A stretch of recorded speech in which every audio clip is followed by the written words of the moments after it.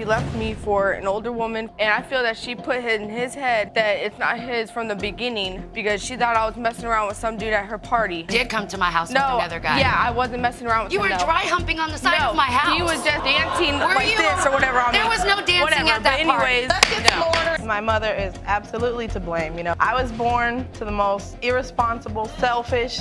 She already had a 3-year-old when I was born. So my mother should have known better not to be sleeping with multiple people at the same time.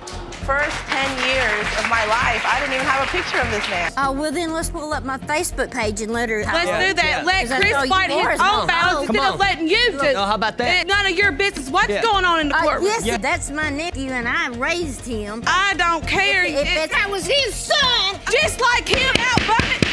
Can you even handle this? Miss Morrow spills the beans that she's been bamboozled about who her dad is for a whopping 30 years. She struts into court to figure out if her bio dad is the guy she's been calling Pops or his bro, Mr. Curry. Buckle up, folks. It's about to get juicier. Ms. Morrow, you say you've been living a lie 30 years. You stand before the court today ready to finally find out whether your biological father is the man you grew up believing to be your dad, or if his brother, the defendant, Mr. Curry, is your father. All right, grab your popcorn. Mr. Curry drops a bombshell, admitting to a one-night stand with Miss Morrow's mom, tossing a wrench into the whole "who's your daddy" drama. He's skeptical about being the father, because plot twist, there could be other contenders. Just when you thought it was complicated enough, there's more ahead. Now, Mr. Curry, you admit to sleeping with the plaintiff's mother one time after a wild night of partying. But you say you don't believe you're her biological father because there were other possibilities as well. Whoa, did you catch that? The crowd gasps louder than my Aunt Mabel at a surprise party as Miss Morrow unveils this crazy tale of her real origin, full of twists that would make a pretzel jealous. Next up, things heat up even more. The man that I thought was my biological father did a DNA test himself after 30 years. It came back that he wasn't my father. I lived this lie thinking that he was my father. I never met him until I was about 7 years old at a court hearing for child support or something. My mother brought me with her. I briefly stepped off the elevator. She said, "Amanda, this is your father." Just when you're trying to catch a breath, Judge Lake and Miss Morrow get into the deep stuff, chatting about her non-existent relationship with the dude she thought was her dad. Emotional baggage alert. But wait, there's another curveball coming right up. My mother said that when she was pregnant, he walked away, that he didn't want anything to do with me. So I never had a father on my birth certificate, never had a father in my life, but I always knew. You see, my You brother always... understood him to be your father. That's the person you thought. My brother always believed that he was her father, until just recently, when he got this DNA test done. That's when I found out that apparently he wasn't either. You gotta hear this one. The DNA test mess-up saga continues as Miss Morrow explains the epic fail of how her supposed dad botched the mailing of his sample. Yep, it sat in his car like an old fast food wrapper. Brace yourselves. The results are up next, and they're a doozy. And he told me he left it in the car for 2 weeks, and then when he mailed it, it got mailed back to him because there wasn't enough postage on it. And then he mailed me my part of the kit, so that's when this all started. When he mailed me the part for me, he mailed me two samples. One for my mother, one for me. So Dave bought a DNA test because he always had questionable doubts. He said he's my father, but he just wanted proof. I have a DNA kit here. I'm sending in my sample. Bet you didn't see this coming. Mr. Curry confesses he did indeed have a fling with Miss Morrow's mom, which might just make the family tree a lot more tangled. As the plot thickens, the DNA test results are about to drop some major truth bombs. I slept with her one time. You slept with Ms. Morrow's mother. Correct. Then I introduced her at a party to my brother, which she started sleeping with him. Like, why not say, I don't know who your father is? Why say this David Curry is my father? From the time 15, you let me meet him, go to his mother's funeral. So she told me on the phone. I kind of was like, it hit me. I was upset. I mailed it in overnight. I told David I mailed it in. He still didn't pay for the payment. The suspense is eliminating me. Everyone's on edge as the court waits for the DNA results that could end this family mystery once and for all. And I'm telling you, the results are about to shake things up big time. His niece told me, listen, you need to talk to Uncle Ken. And he told me that. But what I want to know is why nobody told me this when you met me the first time, that you slept with my mother. Well, when I was 16. See, the issue with me is only the one time, and then introducing her mother a couple of weeks. This is the big reveal, folks. Amanda, Mr. Kenneth Curry is not your father. Buckle up, Buttercup. The session kicks off with Clark versus Newbie lighting up the screen. The judge gives a warm welcome, rolls out the red carpet of legal jargon, and lays down the scoop. Ms. Clark is adamant that Mr. Newbie is the daddy, but he's not buying any of it without a receipt. Grab your popcorn, because this is just the appetizer. Ms. Clark, you claim that you and the defendant, Mr. Newbie, dated for only 3 months before you became pregnant with his baby. You say the relationship was moving forward until he left you for a woman you claim is old enough to be his mother. It is your belief that she is the reason Mr. Newbie is denying paternity. Hold the phone. Mr. Newbie isn't taking this lying down. He claims Ms. Clark was playing the field when the baby-making music was playing. He drops a bombshell. He'd fight for custody if the tyke is his, calling out Ms. Clark on her mommy merits. Fasten your seatbelts. It's about to get bumpy. You say the plaintiff was involved with another man at the time she became pregnant. You do not believe you are the father of her child and claim it has nothing to do with your new girlfriend, Ms. Faulkner. You also say if the baby is yours, you will fight for custody because you believe the plaintiff is an unfit mother. Oh boy, the gloves are off now. Ms. Clark accuses Mr. Newbie of ditching her for a cougar, causing the courtroom to erupt like a high school cafeteria. The judge has to play the cool principal simmer down the sass. Watch out, because the next bit has more twists than a pretzel factory. He left me for an older woman, and I feel that she put in his head that it's not his from the beginning because she thought I was messing around with some dude at her party. Did come to my house with another guy. Yeah, I wasn't messing around with him. You were dry humping on the side of my house. He was just dancing Were like you? this or whatever on me. There was no dancing at that anyways, party. Grab the tissues, folks. Ms. Clark opens up a can of emotional whoop-ass, sharing her rough ride with drugs and family tragedies. It's a tale that tugs at the heartstrings, peaking with her fears of abandonment when Mr. Newbie bailed. Stick around. The emotional roller coaster has a few more loops. Your Honor, when I met him, I was in drug use, but we were together for 3 months. He was in drug use. When he left me, I felt abandonment because when I was younger, at 13 years old, and I am ashamed of that because, and then I went to jail though for 3 months, and while I was in there, I had time to think that I wanted to be clean for me and my son, Yes. so. And just when you thought it was safe to go back in the water, bam, DNA test drama. Mr. Newbie wanted a paternity test from the get-go, but Ms. Clark wasn't having any of it. The plot thickens and the stakes are high. The next reveal is a doozy, so don't wander off now. At first, when I asked about the DNA test, when we first found out she was pregnant, I was like, okay, yeah, I want a DNA test. She was okay with it. And then after the baby's born, I asked for it. She freaks out, doesn't want to do it all of a sudden. Is that true? Yes, that is true because I felt my baby was conceived the time that we were together. It wasn't conceived when I was with that other dude because I was only with that dude for a week. Things are heating up as Mr. Newbie talks big game about taking custody if he's the papa. He's questioning Ms. Clark's ability to mom it up, making this a key moment that could change everything. The tension's mounting, and you won't believe what's coming up next. Please tell me why you feel this way. How are you going to be 7 months pregnant and then stick a needle into both of your guys' body, Okay, but I like went that to jail baby had and to I'm go clean through that now, for no so. reason. She didn't even give him a chance. Now, Ms. Clark admitted that was absolute irresponsible action, which was inexcusable. I heard her say that. It's the moment of truth. Time to drop the mic. When it comes to 3-month-old baby Richard, Mr. Newbie, you are the father. Buckle up, because this is a wild start. Mrs. Ching Long lays it all out there. She's been in the dark about her dad, Mr. Otis, who supposedly died in a fire. Her mom, Ms. Baroob, never pinned down who her dad was, which pretty much made her childhood a big old question mark. She's here today, DNA test in hand, hoping to finally get some answers about whether Mr. Otis really is her biological dad. You won't believe what's coming up next. You claim you've never had a chance to know the man you believe is your father because he was tragically killed in a fire. You claim you've struggled for many years because your mother, Ms. Barabee, never established paternity for you as a child, created an unstable home environment, and left you with a lifetime of unanswered questions. Get ready for a tearjerker moment. The courtroom dives into why Mr. Otis's family doubts Autumn's story, all because they think her mom wasn't playing ball back in the day. To add to the drama, the case got rushed because Mr. Otis's mom is sick and wants to know if Autumn is her grandkid before it's too late. Hold tight, because the next bit is a doozy. Now, members of the Otis family are also in court today and will join us shortly. Your possible grandmother and uncle claim your mother was never willing to submit to a DNA test and thus have doubts. And she wants to know if you're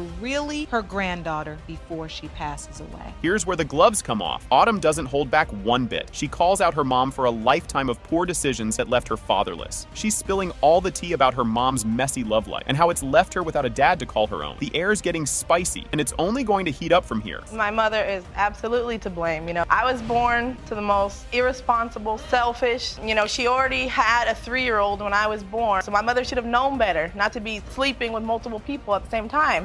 First 10 years of my life, I didn't even have a picture of this man. We moved back to finally so I could meet him for the first time. He had passed away 2 years earlier. Things are heating up now. In a fiery exchange, Ms. Berube claims she did her best to connect Autumn with her dad, despite life throwing curveballs her way. Autumn's not having it though. She's upset that some random guy's name is on her birth certificate instead of her real dad's. Stick around, because the next part is a real jaw-dropper. He got in a relationship with a really bad person. I got married to a very controlling man. My ex-husband moved me 1,700 miles to Arkansas. But my birth certificate doesn't have his name on it. It has somebody else's name that she was with at the time of my birth. I was living with. She was living with. So she always says. So it's not your stepfather. It's not who It was you've my been first told is your biological father. Before her father. It's a third person. No, this is my first boyfriend. Oh, the drama intensifies. The court probes into why Autumn never got to meet her dad, and it's a he said she said mess about who kept whom from whom.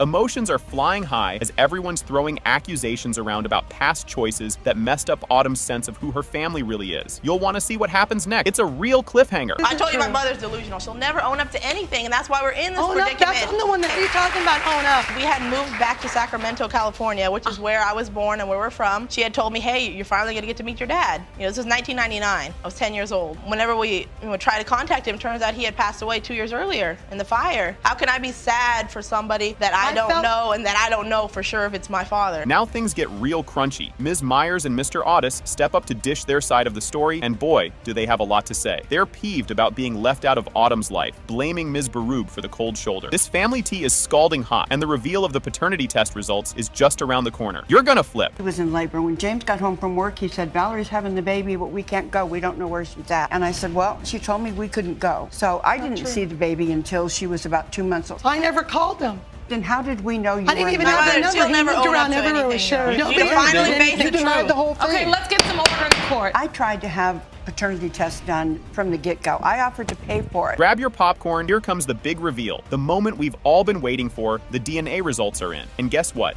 In the case of Autumn Qinglong, Mrs. Qinglong, James Otis was your father.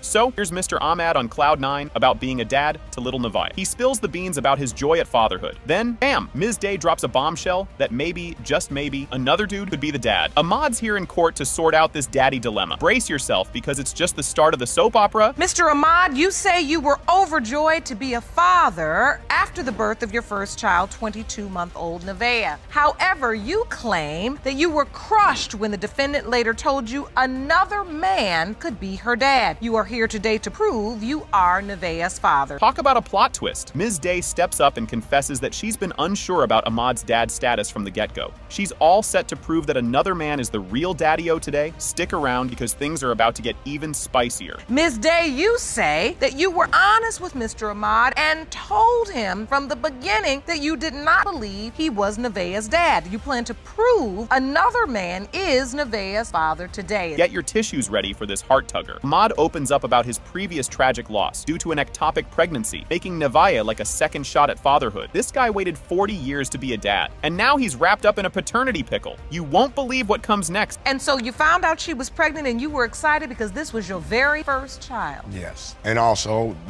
I've had a situation before where, I had lost a child because of an ectopic pregnancy. This was like my second chance, to have a child. 40 years to have a child. Now I come to find out that there could be a possibility that it's not mine. Hold the phone. In a no-chill moment, Ms. Day sets the record straight. When she first told Ahmad about the bun in the oven, she was like, he might be yours or not. Talk about leaving a guy hanging. Keep watching. The drama ramps up from here. And how I found out she was pregnant, she came one morning and then knocked on my window and said, well, I need to talk to you. And she says, well, I'm pregnant. This is your child. No, I didn't say she was yours. I said she might be yours and she might not. I really wasn't in love with Mr. Ahmad, but he was a good friend. We were having a sexual relationship. He looked after me, and I needed somebody to look after me at that point. Yes, Your Honor. Just when you think it can't get crazier, enter the birth certificate brouhaha. Ms. Ms. Day claims she asked Ahmad to hold off on signing until they were sure about paternity, but Ahmad went full steam ahead anyway. What was he thinking? Fasten your seatbelts, because there's more chaos to come.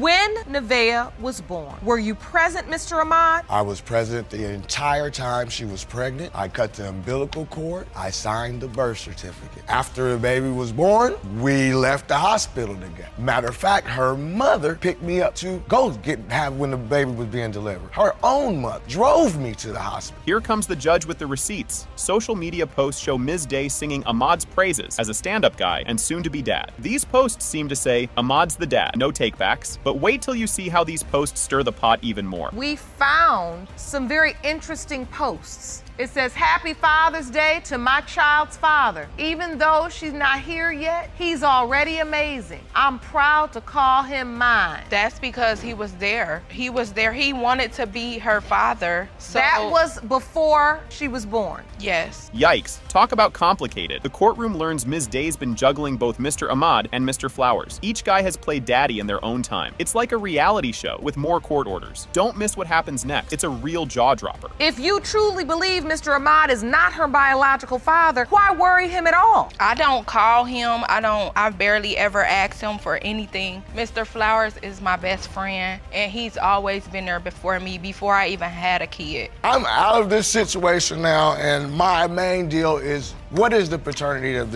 my baby? I say she's my baby. And here it is, folks, the moment we've all been waiting for. Drum roll, please. It has been determined by this court. The biological father is Mr. Flowers.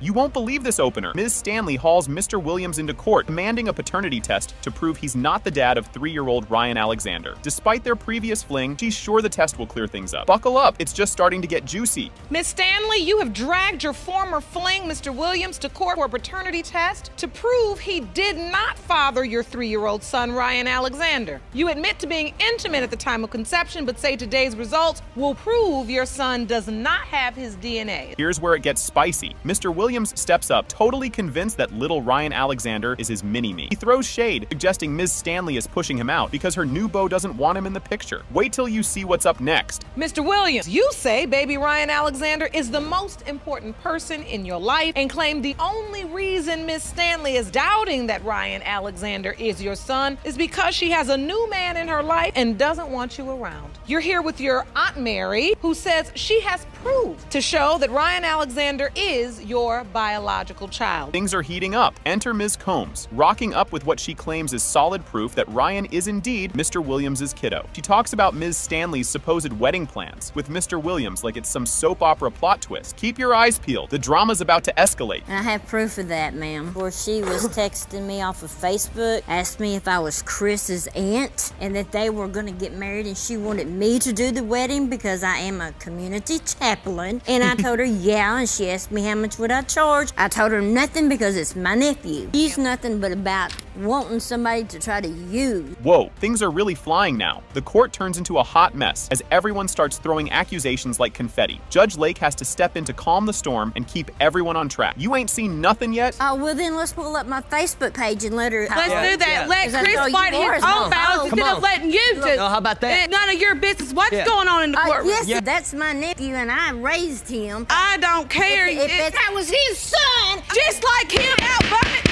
Grab your popcorn, this part's a doozy. A fiery debate breaks out over some fishy messages that Ms. Stanley allegedly sent. She accuses Mr. Williams of sneaking into her Facebook. The plot thickens, and oh boy, it gets better. So where do you think these messages are coming from? Maybe because he had access to my cell phone. That didn't come from cell phone, baby doll. It came from the messages that you sent me on Facebook, and it's even got the dates on there. Exactly, access to my Facebook, which is downloaded on my phone. Yeah, okay, I'm sure. Hold the phone. Now we dive into the day Ryan was born. And guess what? Mr. Williams was MIA. Not even a text. The back and forth about why he wasn't at the birth adds another layer to this soap opera. The next revelation is a real kicker. So, Mr. Williams, were you there when Ryan Alexander was born? No, ma'am, I wasn't, because for one, she wouldn't even let me know she was having an emergency C-section at the hospital. I didn't know nothing about it the next day. It's kind of hard to let you know anything, Mr. Williams, whenever I was put under investigation. Did you not inform him on purpose? I did not inform him on purpose. Here's a twist for you. Mrs. Stanley drops a bombshell, admitting she was also seeing another guy when Ryan was conceived. He bets he's the real dad. Things are getting tangled, and what comes next is even more startling. Clearly, you were in a relationship with another man as well during that time. Yes, Your Honor.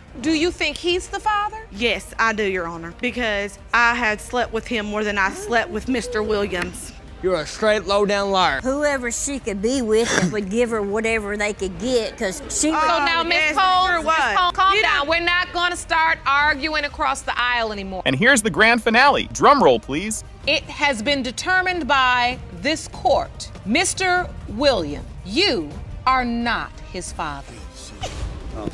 Thank you. I appreciate it, Your Honor.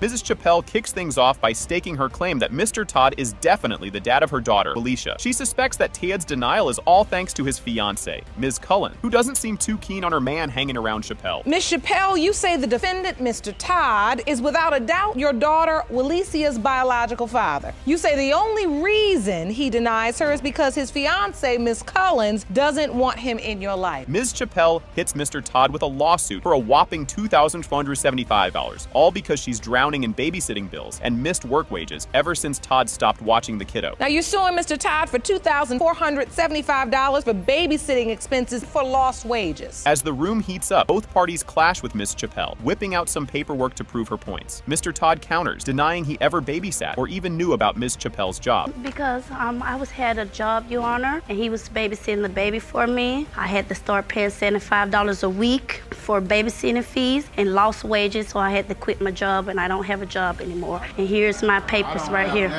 I have never watched her baby, Your Honor. I don't even know when she had a job. I ain't never saw it with no, you never watched Walisa. Mr. Todd dishes out why he thinks he can't be Walicia's dad, mainly because Ms. Chappelle was playing the field when Walicia was conceived. Because at the time, she was messing around with other guys, and by me being young and just doing crazy stuff, I go and mess with her at the same time too, so she was messing with men. But this one never my girl. I was in a relationship with someone. So she felt. So what you're saying, it was an understanding that you all unprotected sex, but that you also were having sex with other people. Ms. Cullens recounts a spicy tale about how Ms. Chappelle allegedly went all action hero on her car windows. She's got receipts and a police report to back up her story of shattered glass and high drama. On a particular day, I had dropped Mr. Todd off to pick up his phone. Lies. Ashley, Miss Chappelle stole his phone. I bought him a phone, you Chappelle approached me and bust my window out of my car. Called the police on the scene. I have proof and I have a police report that she bust my windows out on my car. Do you have that evidence here today? I do, ma'am. Ms. Cullens explains the living arrangement soap opera. They let Ms. Chappelle crash with them to sort out the baby daddy drama via a DNA test because Mr. Todd had his doubts. When I first met Miss Chappelle with me and Mr. Todd, we let her move in. You let Miss Chappelle move into the house with you two? Yes, because where she was living at was not healthy for her, the baby. And when I had a conversation with Mr. Todd, he said, this is a girl trying to put a baby on me. Test to see if this is your baby, therefore that we can move forward with. It didn't work out that way. A witness jumps into the fray, defending Ms. Chappelle's claim and detailing the timeline of her pregnancies, including when she started seeing Mr. Todd. This witness is here to stir the pot. While she was carrying, after she delivered that other baby, then she ended up pregnant by him, which is Walicia, who looked just like him. But this young lady, I don't know nothing about her. I don't know her because she wasn't nowhere around when these two started messing around. He was on his first baby mama. That's who he was messing with at the time when he was messing with my daughter. Oh! The big moment hits as Judge Lake unveils the DNA results. Ms. Chappelle, you came in suing the defendant for $2,475 in lost wages because you said he would not babysit for the child and you lost your job. And now, since we've determined that, in fact, Walicia is not his biological child, to babysit for this child, for that reason, your claim is denied. Judgment for the defendant. I would never hold anything from my children. Okay, and now accept being wrong because I can accept it from my son. Why didn't you tell him, Miss Smith? I ain't tell him because I cheated with my previous kid's father. She called me like around 5-something, but I'm trying to test her and see how loyal she is, You right? don't have to test nobody So that you're look, in a relationship I'm trying to see with. how loyal she is. 3 in the morning, knock on the door. But I don't owe you nothing. You owe me nothing. I don't owe you nothing. It's never too late for a mother to love her child. It is never too late. Around the time I got pregnant with Kamaya, I went and slept with him twice.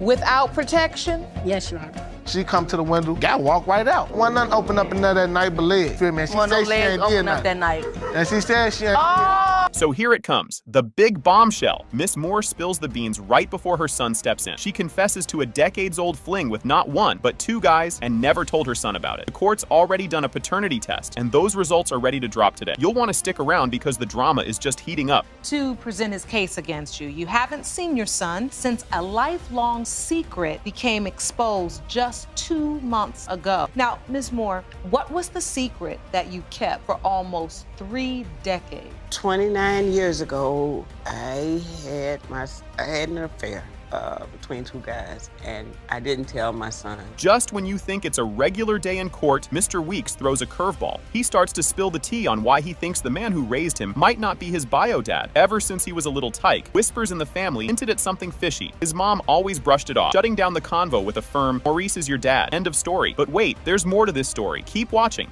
It started around like I was 9 years old. I kept hearing rumors from outside family members that Maurice might not be my father or I might not be his son. Your Honor, he never asked me. Had my son asked me, I would have told him. I told her, you know, I came to her and asked her. She always told me, Maurice is your father. And then, the plot thickens. Miss Moore is on the defensive, tackling accusations that she never faced questions about the paternity thing. She claims she'd have told the truth if only her son had asked straight up. But she also didn't want Granny throwing a fit, so she kept it zipped. Things are about to get even juicier, so don't go anywhere. He never asked me.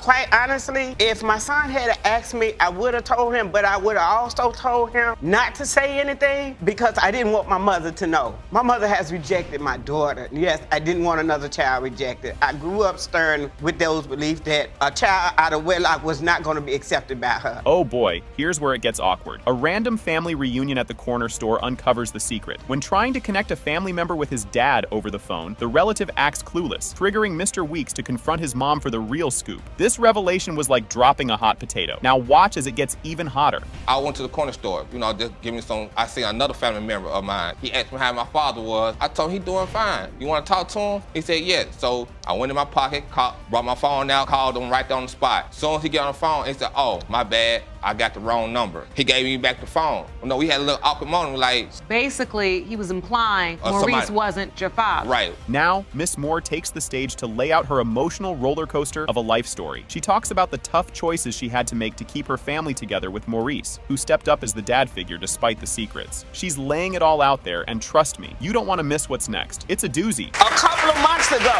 he broke out. He came into town. I didn't even know my son was coming into town. He came out with it. I told him. I didn't know. Had he asked me at 9, if he had said anything at 18 when he graduated, yes, I still would have told him, but I would have still said, don't tell your grandmother. Get ready for some serious feels. Miss Moore dives deep into her soul, sharing how heavy this secret has weighed on her all these years. She paints a picture of a time when family shame was a big no-no, and keeping this kind of secret was her way of shielding her kids from grandma's harsh judgments. The emotional floodgates are open, and there's more coming down the river. When I was living with 2 other children, plus Earl, with a man who accepted my children, who Earl know for a fact had a baby from 6 months old to 5 years old. Earl was on the road with this man. He bonded with this man. He loved this man. Jackie, I will be there for your children through everything. That I wasn't going to jeopardize my other children just for one. Here comes a truth bomb that shakes everything up. Miss Moore finally admits to doubting Mr. Weeks' paternity as he grew up looking less and less like Maurice. This confession is a gut punch to everyone involved, and she regrets the pain it caused. Hang on, because the next part of this saga is a real tearjerker. In a very short time frame, like maybe 24 to 48 hours. And then it became more doubtful as Earl started growing, and I noticed the difference. So this has been a painful secret for you to just hold in. My whole life I had doubts, yes, because I noticed things with Earl that wasn't a part of Maurice, didn't resemble Maurice. I lived it with him. Just when you think it's all been said, Mr. Weeks lays his heart on the line. He expresses how crushed he is by the ongoing deception and how it's messed with his head and home life. The feels are real, folks. And guess what? There's an even bigger reveal just around the corner. Mr. Weeks, did you grow up loving Maurice? I grew up crazy about this man. Like I had to be in his pocket just to make sure he don't leave me. That's true. It hurt that that I had to come, both of them, I had to come to them about it. And I can imagine that it's not hurting you, but also your relationship. And for that, I would love to have you stand, ma'am. Tempers flare and things get heated as Miss Moore clashes with Mr. Weeks' fiance, who calls her out for keeping such a massive secret. The judge has to step in to cool everyone down. It's like a soap opera in here, and the next scene is guaranteed to be just as spicy. I would never hold anything from my children. You was wrong for that. Okay, and I accept being wrong because I can accept it from my son. But I don't owe you nothing. You owe me everything. I don't owe you nothing. I didn't sleep with you. I didn't make no babies with you.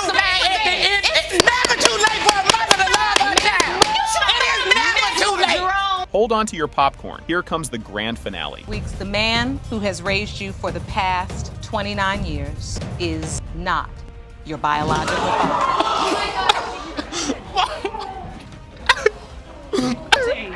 Help her. No, don't change her too much.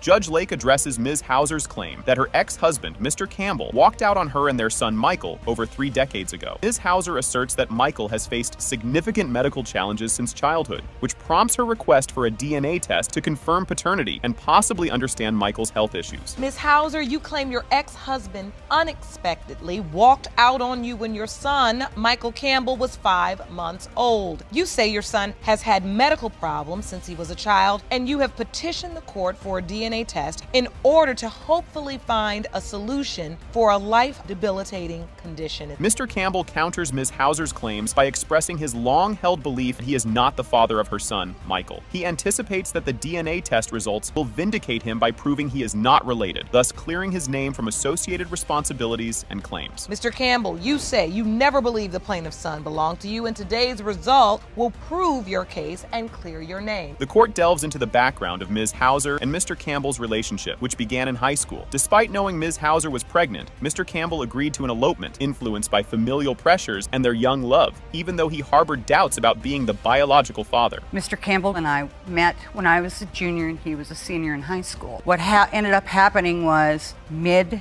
to late July, early August, I became pregnant. We discussed it, figured out to get married. We eloped because Mr. Campbell's father hated me. Really?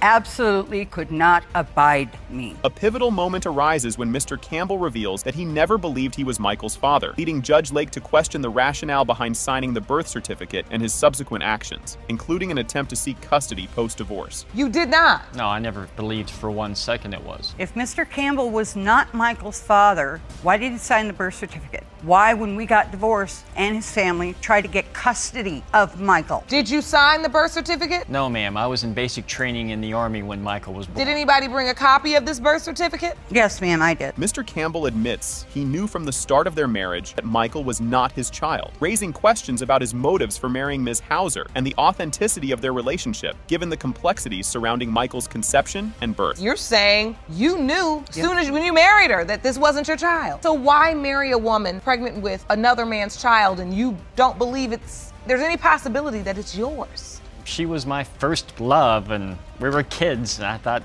we would make the perfect high school romance, live together forever, ignorance is youth kind of thing.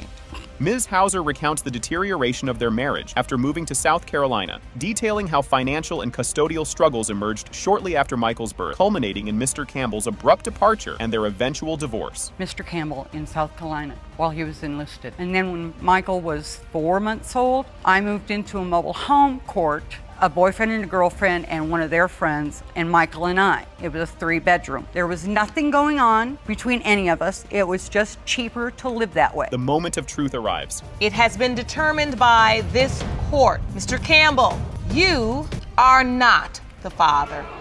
Oh my. Mr. Jones starts off the courtroom drama by throwing down the gauntlet, challenging the paternity of Ms. Milan's 3-month-old munchkin, Quinnell Jr. He's been playing daddy to her +6, and now he's got a $1,500 bill for her for rooming. Ms. Milan's in a tight spot, admitting she might have played the field a bit too freely. You and your mother are co-plaintiffs who have brought the defendant, Ms. Milan, to court to prove her 3-month-old son, Quinnell Jr., is not your biological child. You claim you took Ms. Milan and her other 6 kids into your home, and now she's trying to take you for a ride by claiming this baby is yours. Ms. Milan is standing her ground, insisting Mr. Jones is the real daddy, despite the mess and stress. He's up against Mr. Jones's mom, too, who's not buying what Ms. Milan is selling for 1 minute. The court's heating up with all these fiery exchanges, and no one's backing down. Ms. Milan, though you do admit to cheating on Mr. Jones with another man, you say you're unsure if you were already pregnant when you cheated. You say you're here today to prove to Mr. Jones and his meddling mother, once and for all, that Mr. Jones is without a doubt the biological father of baby Quinille Jr. As the plot thickens, Ms. Milan spills the beans about their bedroom blunders and Mr. Jones's supposed infertility. Yeah, he was told as a teen he couldn't father kids. Both are tossing out accusations like hot potatoes, with trust in short supply, drama on the rise. Court's in session, and everyone's leaning in to hear the dirt. Of having unprotected sex would be that you would become pregnant. He always said he couldn't have children, that the doctor told him. Why'd you say you couldn't have children, Mr. Jones? Because I used to play sports in school, have a full body physical, and they told me that I wasn't able to have kids. So during a physical, they told you you would be unable to have children? Yes, ma'am. The tension's palpable as Ms. Milan lays out the timeline of her pregnancy, pointing fingers at both Mr. Jones and her ex. Timing is everything, and hers is as tight as a late-night talk show monologue. With everyone on edge, the room's buzzing about who the real daddy could be. You found out she was pregnant. Even though she said it could be yours or it could be my ex's, did you step up? I wanted to make sure if it's a possibility of being my child, I want to be able to go back and tell these stories and say I was there doing this. When he was being born, I'm right there holding her hand, watching everything. I was at the hospital, like I told my son, just be there until we find out otherwise, because I raised him without a father. Here comes the moment of truth, and boy, it's a bombshell. It has been determined by this court. Mr. Jones, you are not the father. So here's a twist no one saw coming. Ms. Tucker drops a bombshell, revealing the earth-shattering news that the defendant, Mr. Hunter, might actually be her biological dad after all. This shocker came out of nowhere a decade ago, and her mom spilled the beans, even though she'd grown up believing another guy was her pops. Let's see how Mr. Hunter takes this curveball. Miss Tucker, you believed another man was your dad until a bomb was dropped on you 10 years ago when your mother admitted that the defendant is your biological father. You opened your case to prove to Mr. Hunter that he is your dad. Hold on to your popcorn, folks. Mr. Hunter isn't buying it yet. He's got a truckload of doubts about being Ms. Tucker's old man, thanks to some past drama where Ms. Tucker's mom said he wasn't the father. His standoffish vibes and skepticism about the whole dad deal just add more spice to the drama stew. You won't want to miss what's up next. Mr. Hunter, you admit you have distanced yourself from the plaintiff because you have serious doubts you are her father. Miss Tucker, you admit you initially lied to your daughter, but claim you and Mr. Hunter have always known that he is her father. Talk about a paternity rodeo. Ms. Tucker lays out her struggle to pin down Mr. Hunter for a DNA test, which he's dodged not once, but twice, like a pro. All this runaround has left her with a major identity crisis and a bucket load of stress. Buckle up because her mom's about to throw in her 2 cents. Few years, I have been trying to get Charles to do a DNA test with me. I scheduled a test, he didn't show up, and it's just a lot of confusion in my own mind and very traumatic to me. I'm trying to figure out if he's my father or not to close this chapter in my life, because I grew up thinking someone else was my father. Here comes the plot twist. Mom, aka Ms. Tucker, fesses up to fibbing about the daddy details to shield her daughter from what she thought was Mr. Hunter's bad influence. This mommy confession session opens up a can of worms about the tangled web of family ties they're all caught up in. Get ready, because the emotional roller coaster is just getting started. I wanted to find out who her father really is also. Well, I had doubts because her mother told me that I wasn't 30 years ago, so.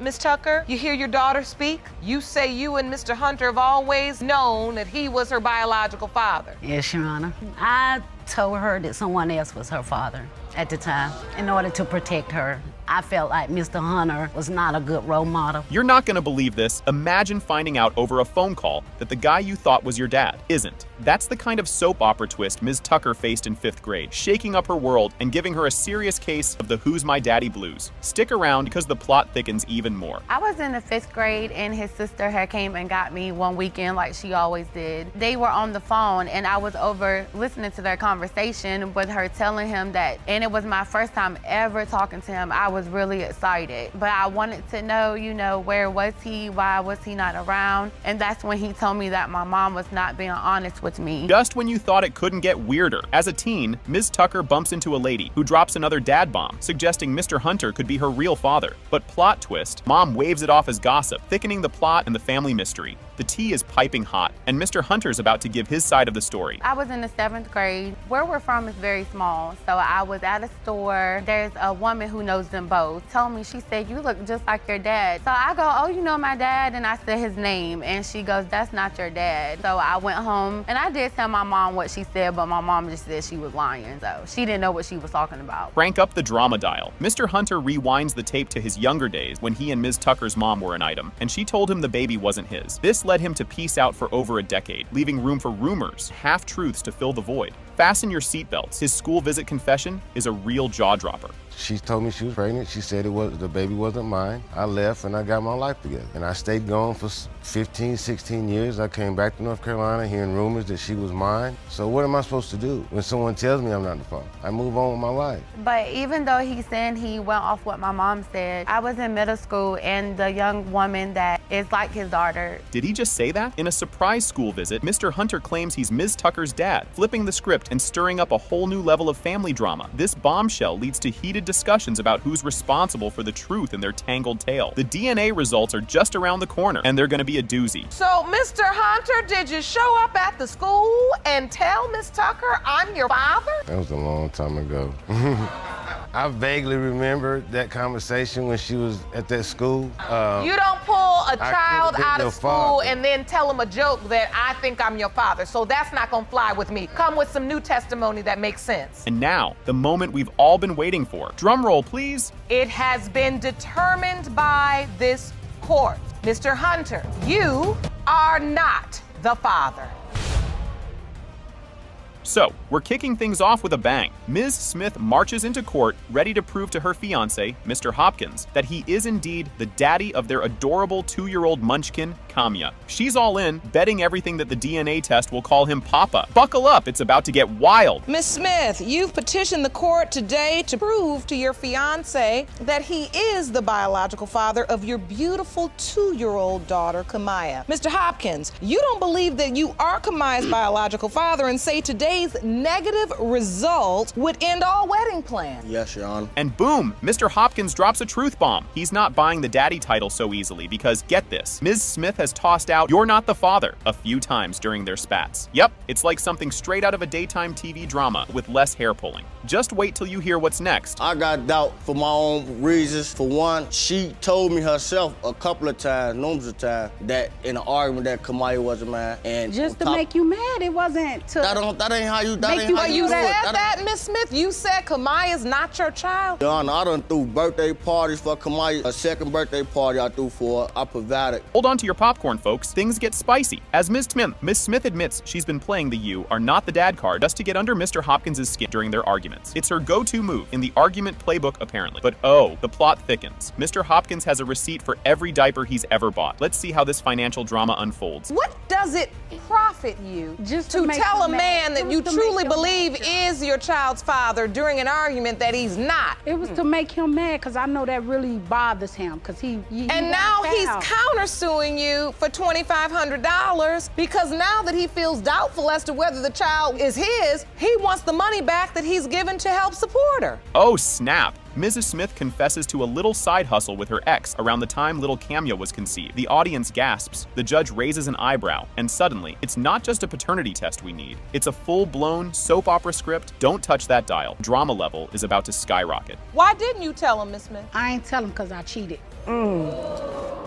with my previous kid's father. Around the time I got pregnant with Kamaya, I went and slept with him twice. Without protection? Yes, Your Honor. Just when you thought it couldn't get more tangled, bam, evidence time. Posts from Mrs. Smith's ex are making the rounds, claiming he's the real daddy. Mr. Hopkins' face must have been a picture. This courtroom has turned into a circus, and the clowns are just getting started. Oh, this is a post from her ex saying And that the wifey and our new baby Kamaya. You testify that you have no doubt that Mr. Hopkins is Kamaya's father. I do feel he's her Your father. Honor. She looked like him, like they eyes, they nose. Your ex been excluded by a previous DNA test? No. Time for the main event, the verbal smackdown. Both sides are throwing everything but the kitchen sink across the courtroom. It's a he said, she said showdown that could rival any reality TV show finale. And guess what? The next part is the cherry on top of this courtroom sundae. She just a he and ha and holding hands with him. I was like, girl, stop the madness. Did you or did you not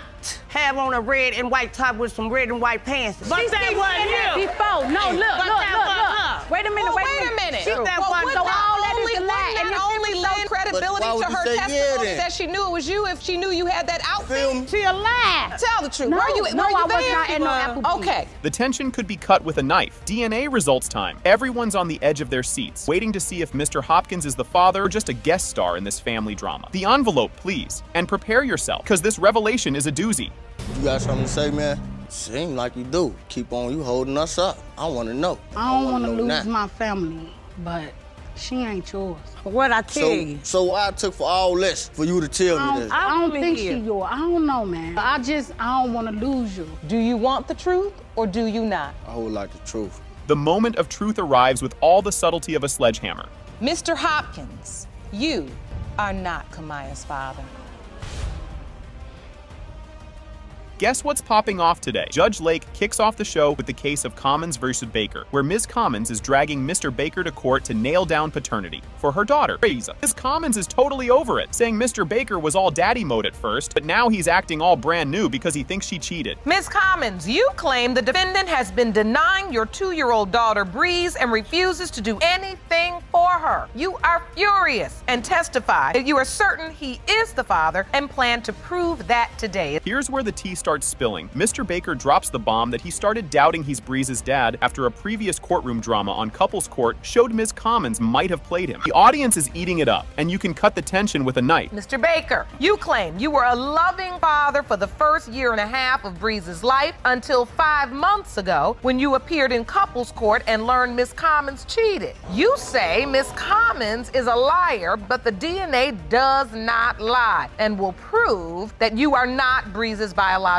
father. Things are heating up now. Ms. Commons spills about how Mr. Baker's new attitude is messing with their toddler, Brez. She says Brez is all about hugs and cuddles, and Mr. Baker's cold shoulder is breaking hearts left and right. He know how my baby is affectionate. My baby got a skin fetish. She like to rub on people. So that hurt my feelings when he be like, go to your mama, and she be like, and she wants you. She knows and that makes you emotional when exactly. It makes me emotional because the way she loves us, like the way she rubs his face. They got this little nose thing that they do. He be like, give me your nose, and she just be so happy. She be smiling and everything. She loves her dad. Boy, oh boy, check this out. Mr. Baker is seriously bugged by Ms. Commons' sketchy past, claiming all her secret texts and mystery calls got him wondering if little Breeze is even his. This bit is chock full of suspicion and side-eye. First of all, I got doubts because everything that come out of her mouth a lie.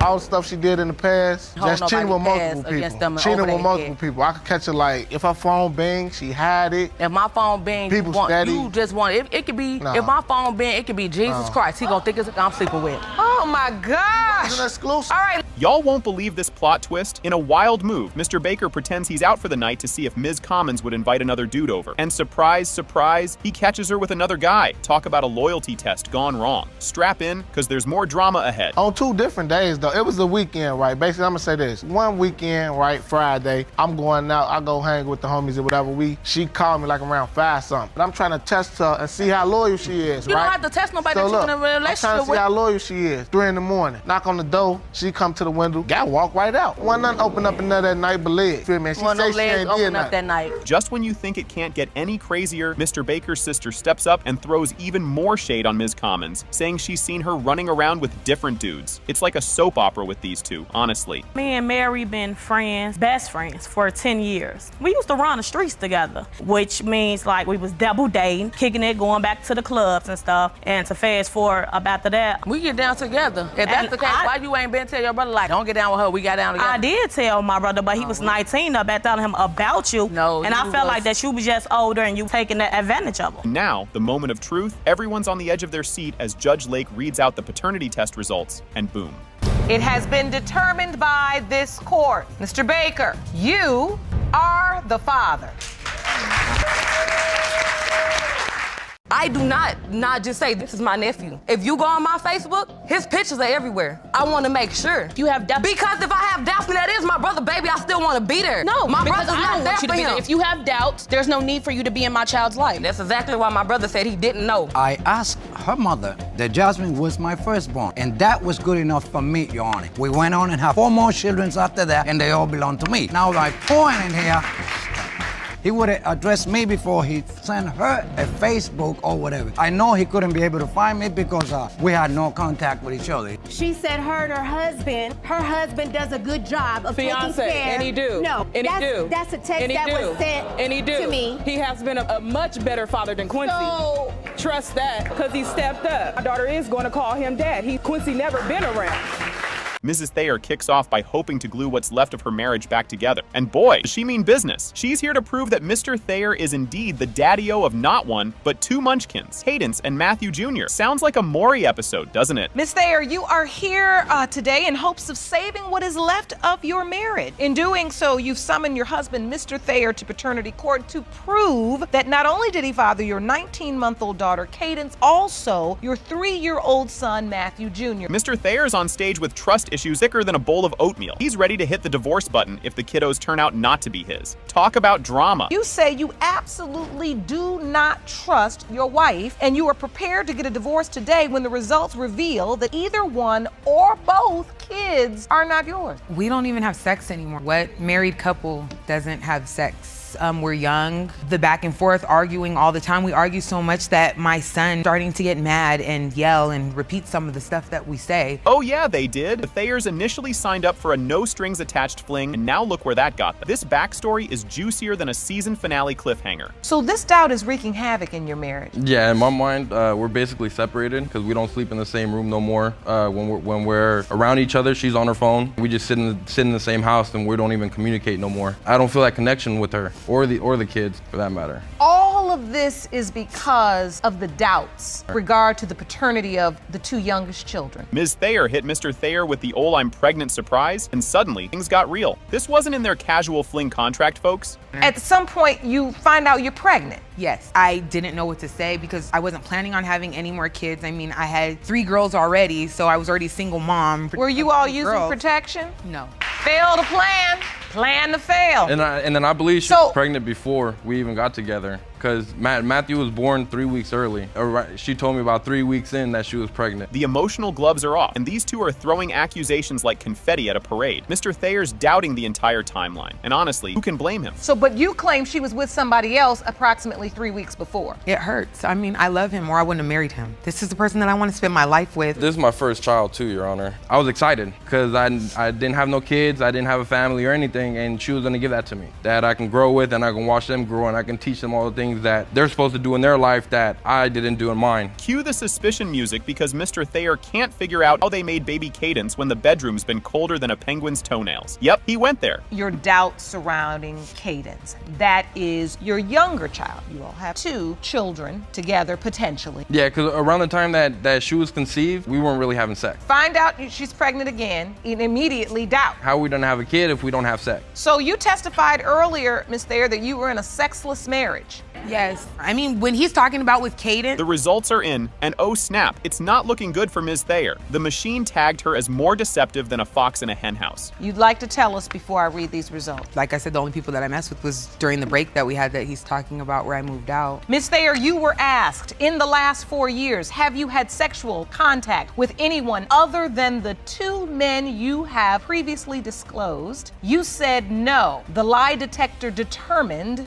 you were being deceptive. Drum rolls, please. It has been determined by this court, Mr. Thayer, you are the father. I told you. One of them. I told you. We still need matching. You won't believe this. The crowd goes wild when Ms. Moore throws shade, claiming Mr. Butler's wife is playing puppet master with his doubts. Ms. Moore is all fired up, telling everyone that the only reason Mr. Butler is second-guessing fatherhood is because of his wife's sneaky ways, causing quite the stir among the audience. And guess what? The drama's just getting started. Mr. Butler has doubts he fathered your 1-year-old daughter, and that's because of his manipulating wife. Mr. Butler, you argue you've been told on multiple occasions by the plaintiff herself that you are not her child's father. Oh, snap. Here comes Mr. Butler with his own side of the story, doubting he's the daddy because Ms. Moore once told him he wasn't. He lays it out, recounting times Ms. Moore straight up denied his paternity, which gets the judge digging deeper. Buckle up, because the roller coaster is about to drop. One time was because he was harassing me, him and his so-called quote-unquote wife. So you admit, Ms. Moore, you told him you're not the child's father? One time. It's happened because she told me I'm not the dad. She told me I'm not the father. Why would she tell you that? The baby don't even look like me. This just got real. Ms. Moore and Ms. Harrison are now locking horns over whether Mr. Butler did his part as a dad. The clash heats up over some juicy texts about another dude stepping up as dad, showing just how messy this situation is. Keep your eyes peeled, because there's more tea coming your way. And That's a text that was sent to me. He has been a much better father than Quincy. So,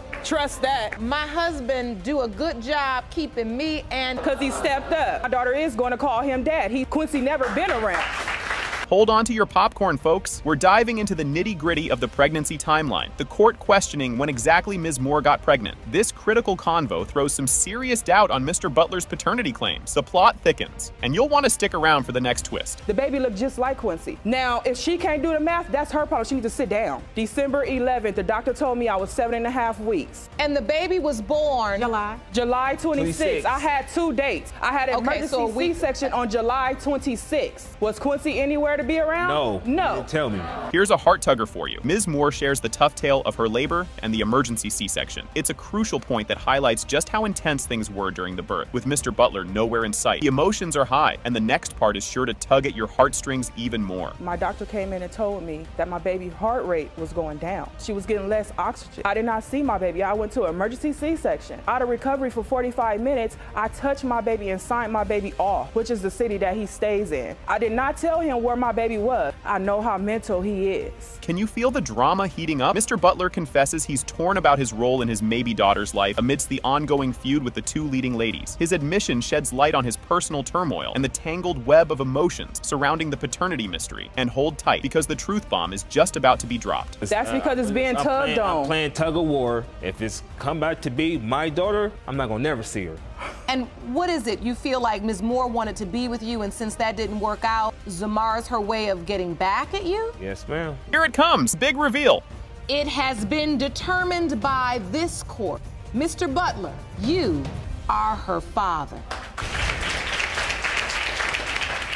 Buckle up, folks! Ms. Sherman kicks things off by accusing Ms. Costello of mooching off her sad aunt both emotionally and financially. She's adamant that Ms. Costello is claiming her late brother fathered Ms. Costello's kiddo, and she's here to stop her aunt from spending a dime on a kid that might not be related. Stick around, it's just getting juicy. Ms. Sherman, you claim the defendant is taking advantage of your grieving aunt emotionally and financially by claiming your deceased brother is her child's father. You need today's results because you won't allow your aunt to support a child who is not your brother's. Things are heating up. We dive into the emotional deep end. Ms. Costello spills the beans about how supportive Ms. Thomas, the aunt, has been. Throwing baby showers, buying diapers, the works, all while denying she's taking advantage of anyone. She insists it's all on the up and up. Trust me, you'll want to see what's next. My aunt threw Marissa a baby shower. She supports this baby financially, as in buying his diapers, his clothes, his food when he is at the house. That's his family. We don't know that. To decide to we don't do know that. Erica was there with me at the hospital. We don't know when I had the baby. She videotaped the entire thing, and when Ryan was born, she saw the crown of his head and said, he is a Sherman. Hold on to your popcorn. Ms. Costello lays out her love timeline like a soap opera, breakups, makeups, and everything in between. She details the roller coaster relationship with Ryan, adding layers of complication to the paternity drama. It's a hot mess and a half, and there's more chaos to come. I found out I was pregnant in the middle of March. At that point in time, I contacted Ryan and I told him, hey, I think I'm pregnant. And at that point in time, he was like, well, is this my kid? And I said, well, I started to talk to somebody else. He started to talk to somebody else. And then towards the middle of, after After me and the other guy had intercourse with each other, intercourse probably about a week later. You're not ready for this twist. Ms. Sherman throws down the doubt card hard, fueled by rumors and whispers from her late brother about the baby's paternity. The convo takes a dive into their past flings and flirts, stirring up a paternity pot boiler you can't miss. The tea is piping hot and it's about to spill. I do not just say, this is my nephew. If you go on my Facebook, his pictures are everywhere.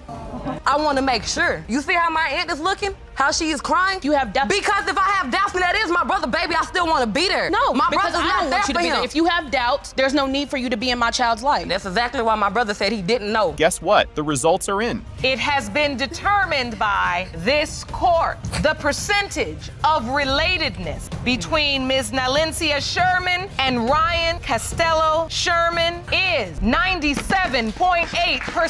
You are related. Yes! In a twist right off the bat, Ms. Osborne drops a bombshell, accusing her mom of fudging the truth about who her real dad is, insisting it's gotta be Billy Jack Fitzmaurice. They've even called in the big guns with a paternity test to settle this family feud once and for all. Buckle up, because this family roller coaster is just leaving the station. Ms. Osborne, you have brought your mother to court because you claim she lied to you about the identity of your biological father. You are here to prove Billy Jack Fitzmaurice is your dad. Finally prove the truth. You admit your daughter believed that Mr. Fitzmaurice was her dad, but now stand in court to prove that another man is her biological father. When Savannah was just 12, out of the blue, her mom hints there might be another dad candidate on the scene. This bomb drops while they're chilling and watching TV, sparking a family drama that sends Savannah dialing her aunt for some serious backup. Grab your popcorn, folks. This soap opera's got more twists coming right up. We were just sitting watching TV, and all of a sudden she looks at me, she says, you know, there's a possibility that another man could be your father. And what was your reaction? At the moment, I didn't know what to do. I kind of just left the room, went and called my aunt. What happened? Savannah was very upset because she thought that Billy, my brother, was not her father. I assured her that I believe 100% that Billy is her father. Donna admits she let Savannah believe Billy was her pops because his family was stable enough to give her a good life. It's a bit of a whoopsie moment that opens a can of worms about family secrets and who's who. Hang tight, because there's more tea about to be spilled. Yes, I told her that another guy could be her father, but I never told her that Billy Jack was her father. For 12 years, who were you saying was her biological father? I didn't say who was her father. And at the time his family took her in, I was young. I knew that they would have a good life for her, and they stepped up and asked to take her, and I knew that they could provide a better life for her at that time. It's heating up as Donna spills the beans about juggling romances with Billy Jack and another mystery man during the crucial baby-making time. This confession tosses a wrench into the who's the daddy mystery, setting the stage for some major drama. Keep your eyes peeled. Plot's about to thicken. Because I was back and forth between the two, I was with the other guy a lot more than I was with Billy Jack. During the window of conception, you were sleeping with both men? Yes. I just feel in my heart that the other guy is her father. And I see you can't even look at your mother right now. You're not even turning your head. Because I just want to know the truth of who my father is. Savannah lays it all out, confronting her mom about the daddy dilemma that's been gnawing at her since she was 12. It's a full-on emotional unload where secrets spill and tears flow. This is some grade A drama. Guess what? It ain't over yet. There's more heart-to-hearts on the way. It really feels horrible to not know who my real father is. After growing all these years to believe somebody else was my father, and it couldn't be. I am sorry, Savannah. You was young. When you was 12, figured that you was old enough to be able to handle it. So I waited to help you because I didn't know if you would, how you would react being so young and me telling you that, if it would confuse you more. You can almost hear the sad violins as Savannah talks about the pain of dragging her mom to court over this paternity pickle. It's a rough ride, and she's just looking for some honest answers. Don't go anywhere. Auntie's about to step into the spotlight, and she's got a story to tell. At the end of the day, it must hurt that you had to drag your mother to court today. Yes, it really does, but I need to know the truth. Brought up on a lie, I have to know. Because the young woman you believe is your niece. Yes, Savannah is my niece, and I love her dearly. And we were always told from day one from Donna that Savannah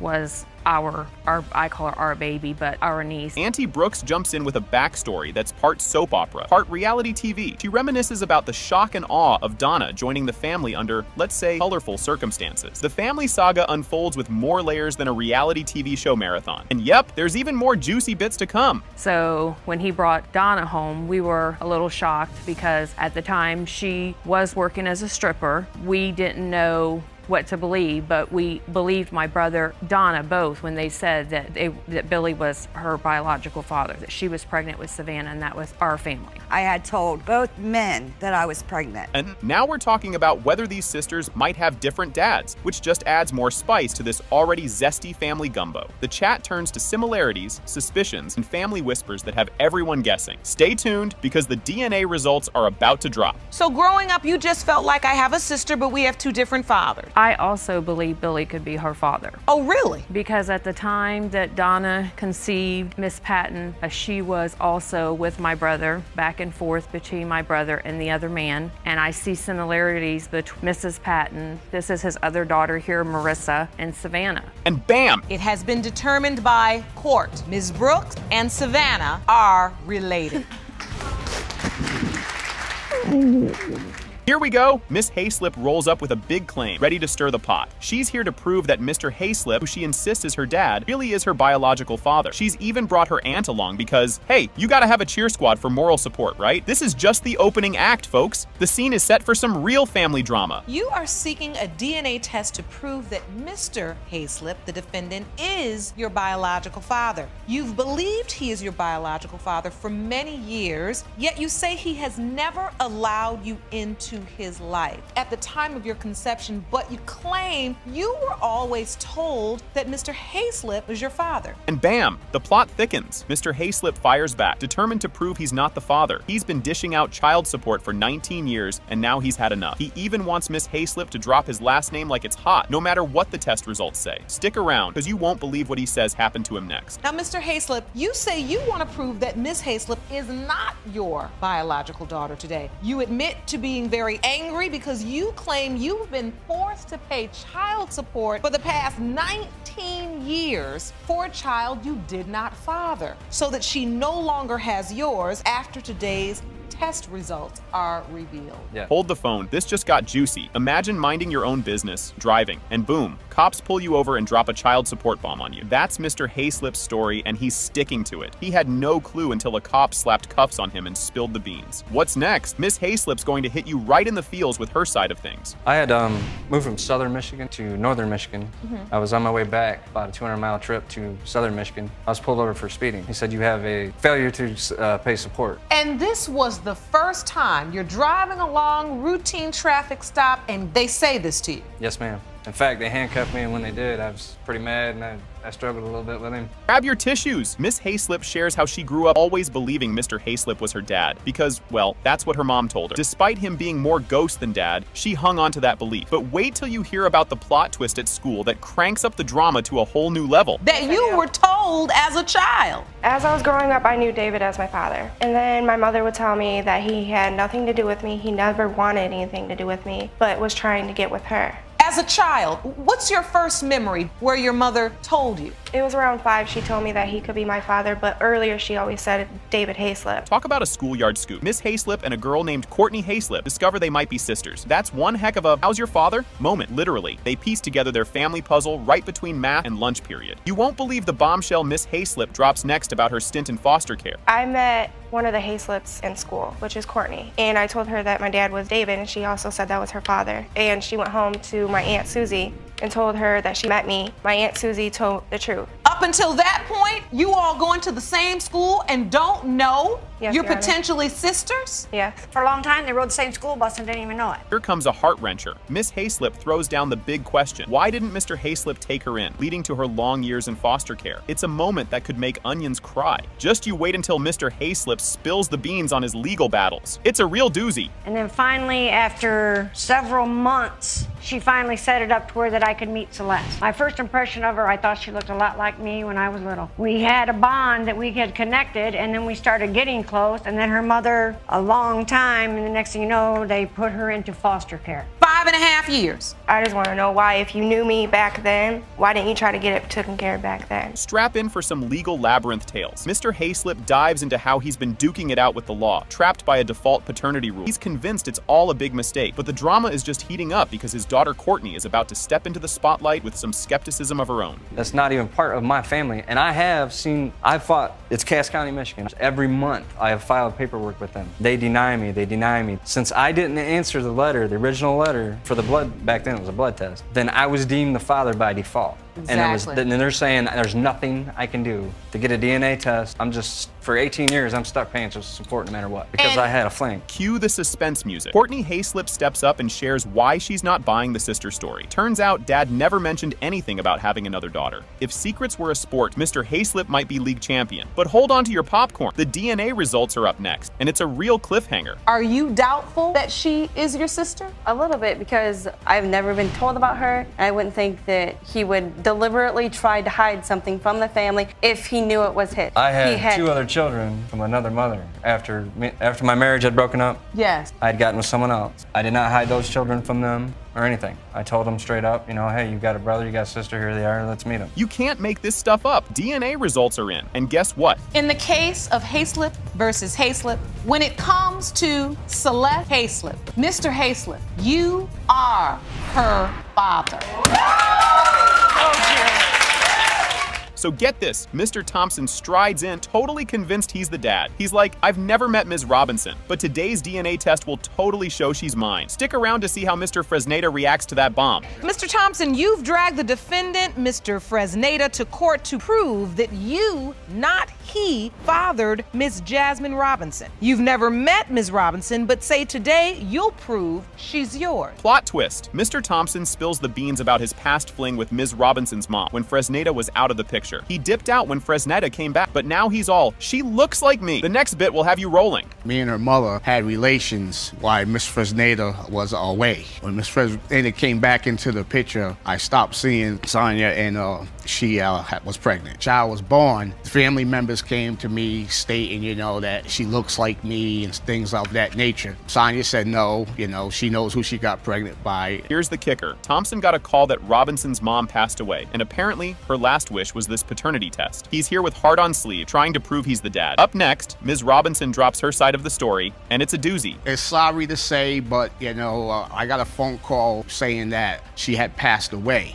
And I was like, Are you speaking of Jasmine's mother, Ms. Yes, Robinson's mother? Yes. It was her wishes to say that it was Mr. Fresneda's baby. They raised her, but I'm here today to prove that I am the father. In my heart, she's my daughter. So, Ms. Robinson's chilling one day when, boom, Mr. Thompson slides into her DMs back in 2010. Fast forward to 2015, he hits her up again with the big dad reveal. Wait till you see how Mr. Fresneda takes this news. 5 years later, 2015, he had reached out to me again. I have a copy of the Facebook message that he sent me saying like, hi, do you know who I am? And I had said no. And then that's when he had started explaining the situation of how he's supposed to be my dad and not George, and it was a big secret, and like everybody knew but nobody said anything about it. And here comes Mr. Fresneda, totally aware of the whole dad drama. He's wishing Thompson had just come to him first instead of going through Facebook. Things are about to get real spicy with Aunt Felicia stepping into the mix. I asked her mother that Jasmine was my firstborn, and that was good enough for me, Your Honor. We went on and had 4 more children after that, and they all belong to me. Now my point in here,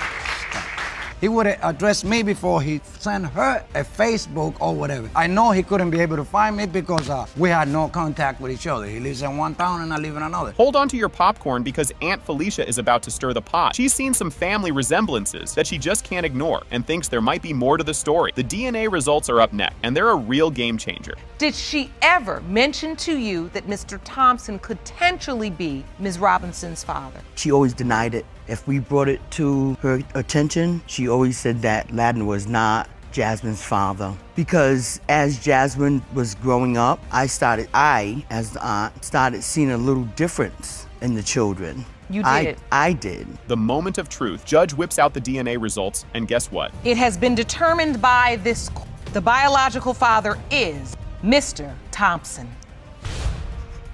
You are her father. Thank you very much, Your Honor. Sorry. You're all right. Sorry.